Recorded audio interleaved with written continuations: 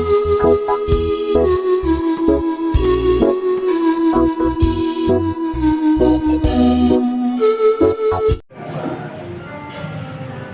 media, wartawan, pada kesempatan ini kami dari Sekretariat Negara Federal mau menyampaikan tindak lanjut dari sambutan Presiden Negara Federal Republik Papua Barat tanggal 31 Januari 2020. Pada kesempatan ini kami sedikit mengulas sebenarnya itu perundingan itu sudah diawali dengan pertemuan kami dengan Menteri Pertahanan di Jakarta pada tanggal 10 April 2015. Jadi dalam pertemuan itu kami sudah diskusi dan Pak Menteri sendiri sudah menjelaskan kepada kami bahwa sebagai seorang menteri, tugas Menteri Pertahanan, tugasnya dan kewajibannya dimanapun adalah peran membela negara. Tapi pada kesempatan itu dalam tataran baru adalah membela perdamaian dan kemanusiaan, karena ada perang di Eropa. Sehingga beliau katakan bahwa saya kepada seorang pemimpin perlu mencontoh Yesus Kristus yang rela berkorban mati bagi orang banyak, bukan untuk diri sendiri atau kelompok, ini untuk manusia.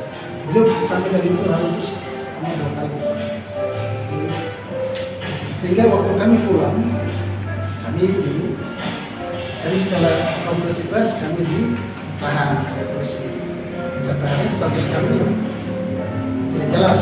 Sebenarnya secara hukum itu dapat melihat. Nah itu artinya perundingan itu sebenarnya sudah diawali di tahun 2015. Sudah. Cuman pada saat kami ditahan, status kami sebagai tahanan kota sampai hari tidak jelas, karena kami harus kembali bicara. Karena ini menyangkut dari kepentingan bagaimana menyelamatkan orang, bukan soal diri kita seperti apa yang disampaikan pemerintah. Menyelamatkan orang banyak.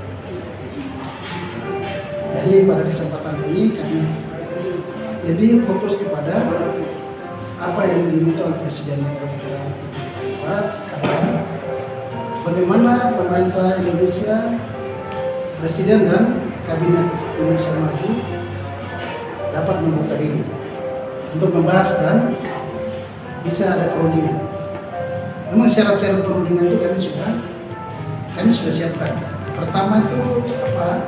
Pokok-pokok pembahasannya itu pembahasan apa? Seperti yang ada termuat dalam ini. Pertama adalah bahwa Negara Kesatuan Republik Indonesia dan Negara Federal Republik Papua Barat tetap menjalin hubungan bilateral. Kedua, Negara Kesatuan Republik Indonesia dan Negara Federal Republik menjamin keamanan dan keselamatan bagi seluruh rakyat Indonesia di Papua ataupun rakyat Papua di wilayah Indonesia. Ketiga, Negara Kesatuan Republik Indonesia dan Negara Federal Papua Barat mengatur perpindahan administrasi negara dan administrasi aparat sipil negara bagi ASN yang mau dan atau ingin berpindah tugas ke daerah asalnya, baik orang Papua yang bertugas di wilayah negara Indonesia kembali ke 7 wilayah negara bagian Negara Federal Barat, ataupun ASN Indonesia yang bertugas di wilayah Papua ke wilayah Indonesia dengan tertib, aman dan damai. Negara Kesatuan Republik Indonesia dan Negara Federal Republik Papua Barat mengatur perpindahan masyarakat sipil bagi siapa saja orang Papua ataupun Indonesia memiliki hak untuk menetap sebagai warga di mana saja di Indonesia atau di Papua. 5. Negara Kesatuan Republik Indonesia dan Negara Federal Republik Papua Barat bekerja sama dan saling bantu-membantu dalam bidang pendidikan, kesehatan, ekonomi, dan pengembangan teknologi. 6. Negara Kesatuan Republik Indonesia dan Negara Federal Republik Papua Barat menjunjung tinggi nilai-nilai toleransi, saling mengakui dan menghargai sebagai dua bangsa dan dua negara yang masing-masing sudah merdeka dan berdaulat penuh, yang memiliki tanggung jawab ikut melaksanakan ketertiban, perdamaian, dan keamanan internasional. Ada 6 poin yang beliau tegaskan dalam nanti dibahas dalam perundingan. Yang sangat urgen adalah bagaimana kita bahas soal penduduk itu dalam keterangan persnya. Selanjutnya beliau juga menyampaikan kepada kelompok-kelompok aktivis perjuangan Papua Merdeka seperti KNPB, ULMP, BPCL, dan lain-lain bahwa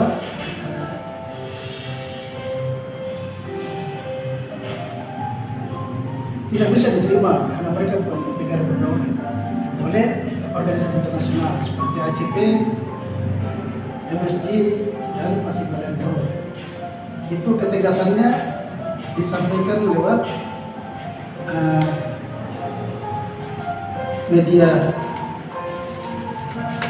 Petra Toms, Dubes Petra Lau ada bicara, dan oleh Sekjen MSG tentang ada berita bohong oleh Yubi bahwa di MSG ada kamar kerja, ruang kerja untuk ULMP. Semua data ada di kita. Ini yang diimbau supaya tidak usah melakukan itu lagi bicara banyak, karena bagaimanapun yang menentukan kita bisa bicara sampai 30 menit adalah organisasi kawasan. Mereka yang bisa bawa masalah ini ke tingkat internasional dan PBB. Itu kedua. Yang ketiga, beliau juga yang bawa kepada para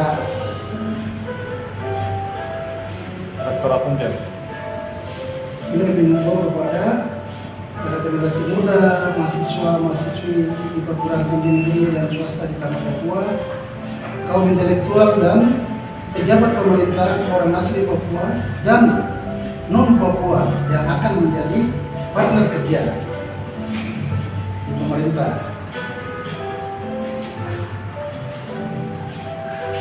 Untuk mendukung negara federal, sebab kelanjutan dari pemerintahan negara federal ada di pundak kalian sebagai generasi penerus bangsa.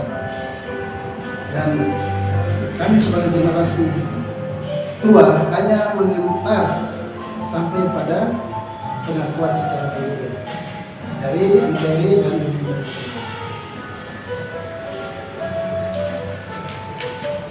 Yang berikut beliau juga sampaikan tentang bagaimana di tingkat perguruan tinggi dapat menyikapi tentang buku ini dan memberi pokok dan merekomendasikan kepada pemerintah. Kenapa di UI saja pada saat kita lepas ini mereka juga bahas Universitas Indonesia secara muncul di beberapa teman-teman ada lihat di YouTube. Kenapa kita di tanah Papua yang di negeri sendiri tidak melihat itu? Itu UI maksudnya sempat bahas juga? Ada di luar di pernah bahas tentang negara federal. Harus saja kemarin sekali kita punya mereka sempat melihat ada di YouTube. Ada yang menulis juga ada sedikit kasih juga ada beberapa yang kami ada ikuti. Tapi itu bukan apa, tapi bagi kami ada simpati pemerintah terhadap apa yang disampaikan, diusulkan oleh Presiden negara federal. Itu kira-kira yang membuat kita hari ini bisa bicara dan mungkin bisa dipublikasikan dan mengapa kalau kita bicara ada bukti. Kalau kita menteri ada, menteri bicara apa? Kalau bicara soal itu ada dia punya data. Bagaimana organisasi dunia, organisasi terhadap di dunia itu, ya kan? Misalnya ini dari sekitar laut. Banyak bicara tentang jaga domestik tidak bisa menerima organisasi kecuali negara berdaulat. Begitu juga sekian Amnesty ada bilang dia minta supaya segera diproses itu jubir, ya kan? Karena ada yang memberikan berita bohong bahwa ada ruang kerja yang lebih di Amnesty, di sekitar Amnesty. Dan di situ mereka sudah tegaskan bahwa yang bisa diterima adalah negara berdaulat, bukan berdaulat siapa saja di kawasan yang sudah berdaulat juga sudah menyatakan ini sebagai negara dalam suatu deklarasi atau proklamasi. Oke, tapi kalau organisasi tidak bisa. Jadi ini seperti mengajak juga untuk mereka tidak usah lagi terlalu ngotot berjuang, mari bergabung seperti itu ya. Marilah kita bersatu. Iya. Kita antar barang ini seperti bagaimana menyelamatkan orang. Kita ini kan semuanya bicara emosi. Kalau yang lebih itu jelas visinya itu karena itu teman-teman dulu sama-sama di negara federal ini. Iya, kita sama-sama di Kongres. Macam Pak Markus itu ketua komisi bidang pemerintahan. Markus Salut nih. Kami ini anggotanya dalam sidang itu. Dulu beliau di negara federal juga. Iya sama-sama ini, masih sama-sama. Jadi itu yang kami minta, ya toh. Sebenarnya tidak usah karena organisasi seperti ini, ya toh. Itu juga sudah sampai ke Pak Presiden, dia tidak menerima tolak karena apa? Mari kita berbicara.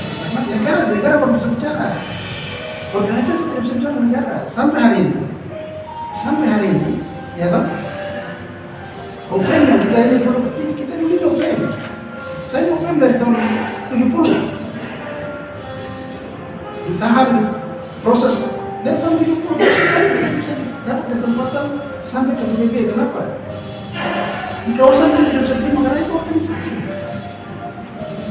Apalagi seperti PBB, visinya 3 organisasi perlawanan.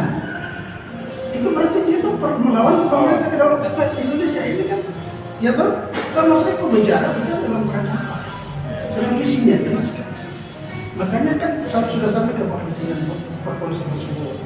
Beliau sarankan kalau yang begitu kami waktu direformasi tahun 1997 sampai kibarkan bendera tahun 1999, kami punya visi adalah perjuangan aman, damai, dan bermartabat. Sehingga kalau ada visi begitu, kami tidak bisa terima karena kami sudah buat komunikasi dengan pemerintah Indonesia. Perjuangan kami adalah perjuangan aman, damai, dan bermartabat. Dalam menuntut hak politik kami, hak politik, yaitu tuntutan merdeka. Sehingga sampai tanggal 19 Oktober sudah dinyatakan dalam bentuk deklarasi sebagai sebuah negara. 19 Oktober 2011. Jadi oleh karena itu yang sudah beberapa kali Pak Presiden sudah katakan, mari, tidak usah kalau kalian bikin ya sama saya yang dari tahun 65 sampai sekarang kita tetap begini saja. Yang bisa bicara antar negara hanya negara. Kalau bicara dialog itu adalah sebuah negara, di dalam negara itu ada kelompok-kelompok yang berseberangan. Itu boleh negara atau berbicara, berdialog. Kau mau apa? Tapi kalau perundingan itu hanya berlaku antara negara dan negara yang baru merdeka dan negara yang menjajah atau negara yang sekarang dengan negara yang baru merdeka. Seperti itu perundingan itu hanya bicara bagaimana kita menetapkan apa itu kerangka perundingan, dan itu kami sudah bahas sejak 2015 bersama KIP. Sudah ada proposal, sudah ada juru rundingnya dari negara federal. Sekarang kami sebetulnya sampaikan Pak Menteri bilang ya kalau kita perundingan seperti ada Indonesia kita tetapkan. ya toh? Indonesia tetapkan dia punya juru runding dan dia punya program. Terus setelah itu kita bicara berapa biaya rundingan itu. Terus pihak ketiga siapa yang kita usul untuk ya netral menangani. Itu kan sudah itu nah. Seperti itu yang kami mintakan sudah siapkan. Kami punya kerangka dan itu dalam bentuk proposal yang Pak Presiden sudah sampaikan ke Pak pemerintah Indonesia pada tanggal 7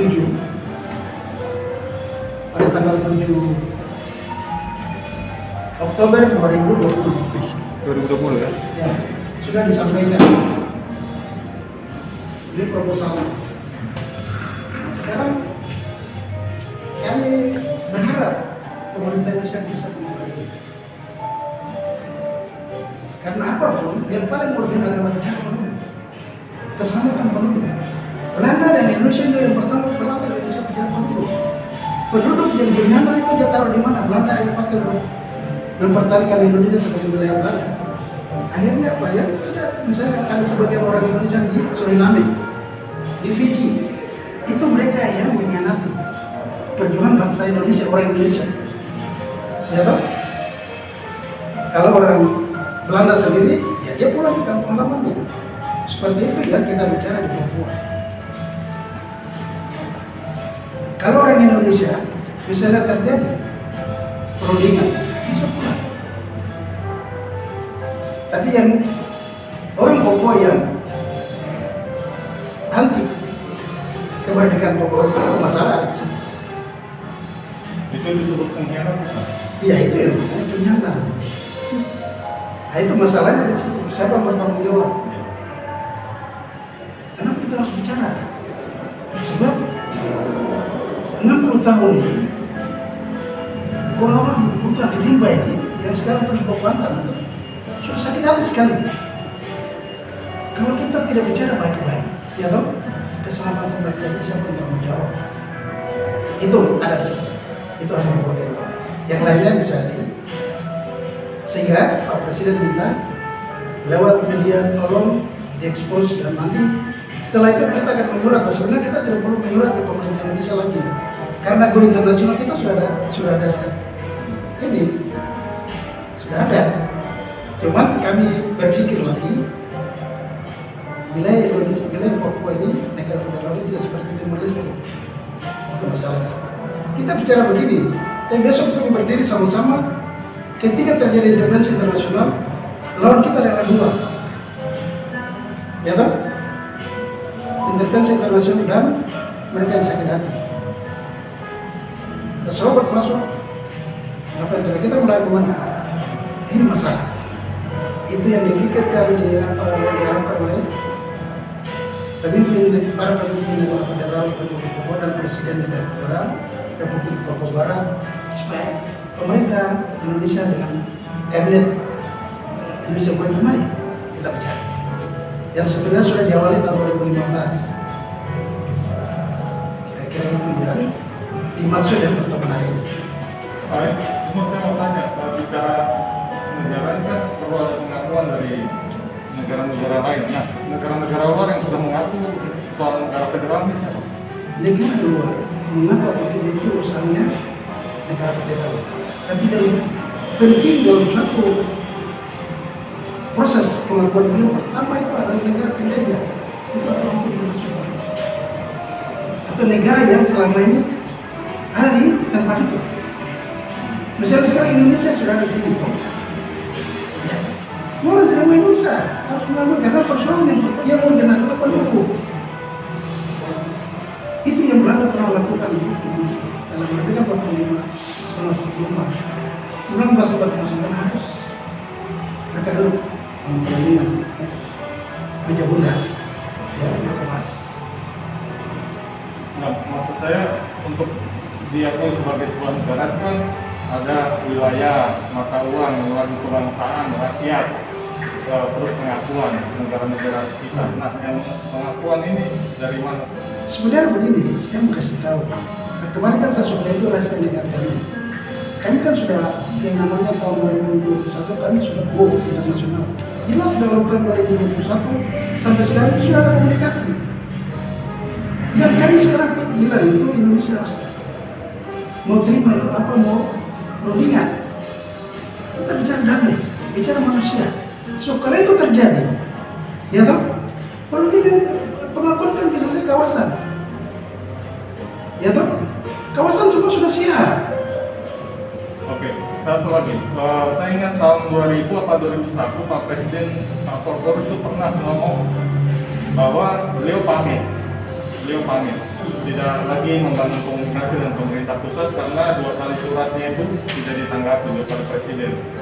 Tidak akan membangun komunikasi lagi, tapi ini membangun komunikasi lagi. Ya, kenapa kita mendengar? Ini cuma etikat baik kami. Sebenarnya kami sudah nggak ada go internasional, tapi mau terima tidak. Ini saya sebagai ketua Dewan Nasional Papua. Ya toh, kalau di Indonesia bilang DPR-nya, ya toh Dewan Perwakilan Rakyat. Melihat sisi itu. Kalau presiden sudah tidak mau. Berarti ini ada etikat ya? Ini soal etikat saja. Bukan soal apa, soal presiden sudah mau, tidak mau, dan komunikasi sudah ada. Saya sudah bilang bukan uang segalanya, tapi hati. Ya toh, bukan juga pasti punya hubungan dengan negara lain. Sudah ada. Seperti itu. Dan mengapa sekarang saya tanpa beban saya bicara? Mau ditangkap silakan, karena saya sudah tahu ada. Ya dalam waktu ke depan itu pasti terjadi. Apa terjadi? Apa yang terjadi? Ada komunikasi terbuka. Ya toh, komunikasi terbuka dari apabila pengakuan kawasan atau negara. Kalau terjadi secara terbuka, mereka sekarang masih menghormati ini wilayah kedaulatan Indonesia. Masih memberikan kesempatan apa Indonesia untuk berdiri. Ya. Itu dalam konteks itu. Oke, saya paham. Ya kan? Kira-kira seperti itu. Jadi mengapa? Ya kemarin kami, Pak Presiden panggil kami, para pimpinan tinggi di negara, kami berdiskusi, silakan sampaikan saja. Saya sekarang sudah go. Saya bilang, Pak, saya ini sebagai wakil rakyat, saya harus bicara keselamatan masyarakat saya. Rakyat yang ada di wilayah negara federal Republik Papua Barat.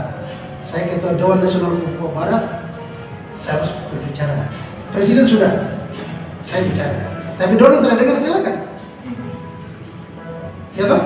Saya ikut pres sudah go internasional, mari kita bicara. Begitu. Yang membuat kami hari ini harus, tapi kan ada lagi beberapa untuk ke depan ada. Minggu depan kami ada. Kami bicara dalam konteks apa? Besoknya lagi ada dalam konteks apa? Nanti kami bicara bahwa negara kami sudah siap. Ini bila tanpa respon lagi, berarti ditinggalin. Kami tinggalin. Oke. Karena ini yang kami bicara dia dong dengar, manapun ada dengar, baik di dalam negeri, di luar negeri ada dengar. Mengapa presiden tidak bicara? Ya saya sebagai ketua Dewan Nasional, saya bicara. Pemerintah pusat mau dengar tidak? Saya kapasitasnya sama. Ya toh? Saya tidak punya beban. Silakan hari ini tangkap saya, silakan. Tapi saya mau tanya, tangkap dalam kapasitas saya sebagai apa? Kami bukan ormas, kami organisasi pemerintah yang sudah berdaulat secara sepihak, ya toh, menyatakan deklarasi itu sama dengan proklamasi Indonesia 45. Sama kok di Amerika juga lewat proklamasi. Semua negara-negara dunia itu ada yang diberikan secara cuma-cuma, ya toh, ada yang lewat perang. Ya, kami sama di Indonesia, deklarasi itu sama dengan proklamasi. Indonesia sebenarnya harus sadar bahwa dalam bukan di Undang-Undang Dasar 45 kemudian terhadap segala bangsa. Apa dia paham bagian itu atau tidak? Nah, seperti itu, tapi itu kita tidak persoalkan. Tapi inti kita bahwa kita masih kasih kesempatan apa kita mau, karena kita melihat bagaimana keselamatan dari penduduk Indonesia di dalam wilayah negara federal Republik Indonesia. Terima kasih.